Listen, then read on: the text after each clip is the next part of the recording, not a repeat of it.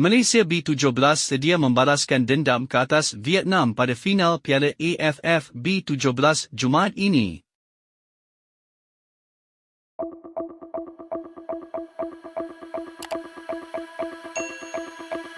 Perlawanan yang dijadualkan berlangsung di Stadium Gelora Delta ini bukan sekadar perebutan takhta juara, malah merupakan misi balas dendam Harimau Muda.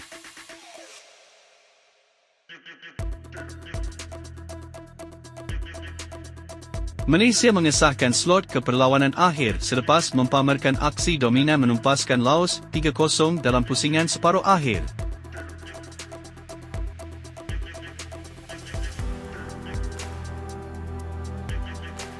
Kemenangan itu membuktikan skuad Harimau Muda berada dalam prestasi terbaik selepas sempat bergelut di peringkat kumpulan.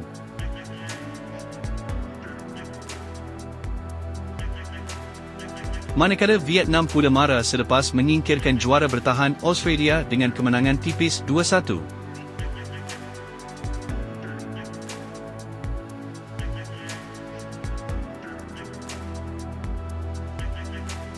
Untuk rekod, Malaysia dan Vietnam pernah bertemu di peringkat kumpulan A pada awal kejohanan ini di mana Malaysia tewas 0-4 kepada Vietnam.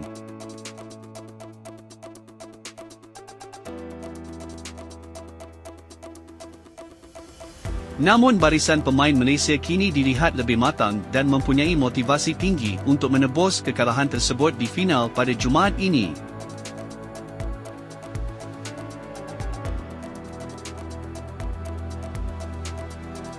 Saksikan aksi ini melalui saluran sukan tempatan di platform live streaming video pada Jumaat ini jam 7.30 malam.